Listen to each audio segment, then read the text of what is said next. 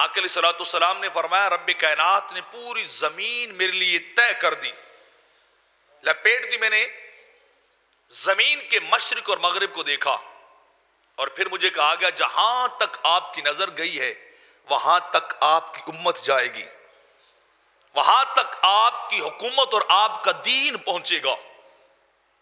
جہاں تک آپ کی نظر نے کام کیا اور زمین کے مشارق اور مغارب آپ کو دکھائے گئے ہیں۔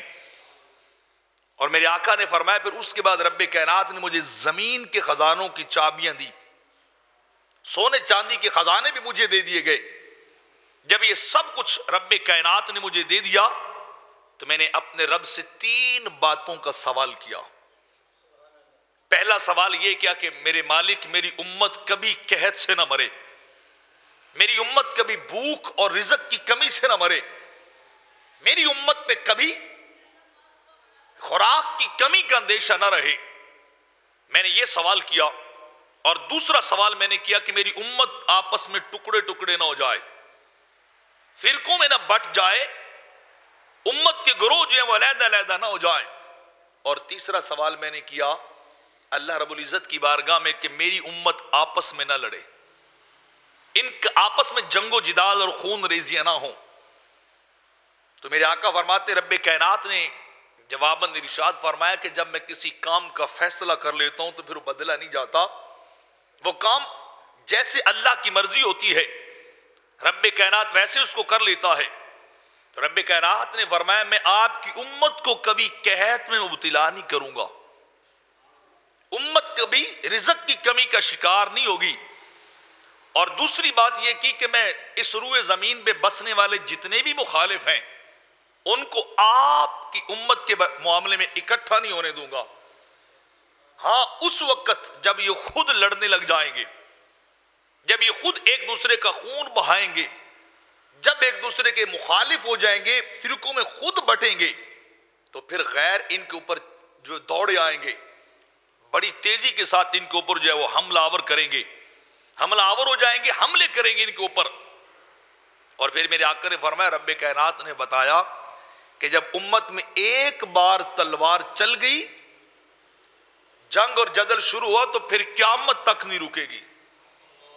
وہ لڑائی چلتی رہے گی، امت کے اندر وہ فتنہ جو ہے وہ چلتا رہے گا۔ اور پھر آقا علیہ السلام نے ارشاد فرمایا مجھے اپنی امت کے بارے میں سب سے بڑا خطرہ گمراہ اماموں کا ہے،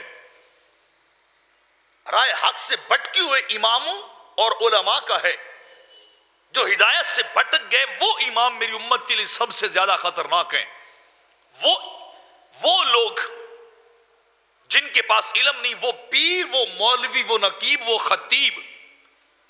جو سٹیج پہ بیٹھ کے پتہ نہیں کیسے کیسے باتیں امت تک پہنچا رہے ہوتے ہیں، جو قرآن و سنت سے ناواقف ہوتے، جنہیں قرآن و سنت کا علم ہی نہیں، فاتحہ تک کا ترجمہ نہیں آتا، اور اسلام کے اوپر اتھارٹی بن کے بیٹھے ہوتے ہیں، اور عجیب عجیب حرکتیں اور عجیب عجیب باتیں سادہ لوگوں میں پھیلا رہے ہوتے ہیں۔ میرے آقا فرماتے ہیں مجھے سب سے زیادہ خطرہ ان گمراہوں سے ہے کہ میری امت کو برباد کریں گے، میرے امتیوں کی آخرت کو فنا کر دیں گے، تباہ کر دیں گے،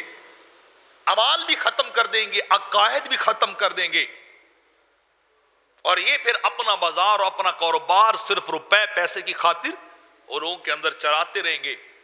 انہیں رائے حق سے سیدھے راستے سے جو ہے وہ بھٹکاتے رہیں گے۔ اور اسی حدیث کی تشریح کرتے ہوئے امام ابو عبداللہ ابن ماجہ فرماتے ہیں اس حدیث کے اگر کہتے ہیں کہ پڑھ کے دیکھیے یہ حدیث کتنی خوفناک ہے، یہ حدیث کتنی حقیقت افزا ہے جو ہمارے سامنے آ رہی ہے۔ اور امام نووی رحمت اللہ تعالی علیہ اس حدیث کی تشریح کرتے ہیں والمقصود بالائمۃ المدلین الائمۃ المتبوعون، کہتے ہیں جو سرکار نے فرمایا نا گمراہ امام یہ وہ لوگ ہوں گے جن کے پیچھے دوسرے لوگ چلیں گے، انہیں عالم سمجھ کر، انہیں پڑھا لکھا سمجھ کر، انہیں متقی، نیک اور پرہیزگار سمجھ کر ان کے پیچھے لگیں گے کہ ان کے پیچھے لگیں گے، چلیں گے تو شاید سیدھا راستہ نصیب ہو جائے۔ اور ہوں گے کون؟ المتبوعون الذین یضل الناس عن سبیل اللہ، یہ وہ گمراہ لوگ ہوں گے جو اللہ کے بندوں کو سیدھے راستے سے بھٹکا دیں گے، اللہ کے بندوں کو ہدایت سے دور لے جائیں گے، سادہ مخلوق اور عوام کو گمراہ کریں گے،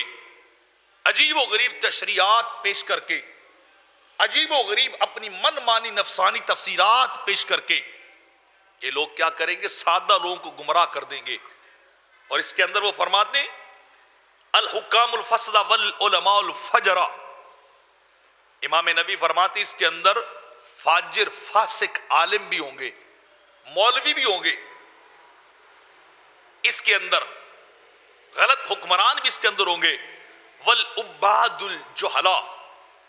اور فرمایا اس بات کے اندر وہ صوفی،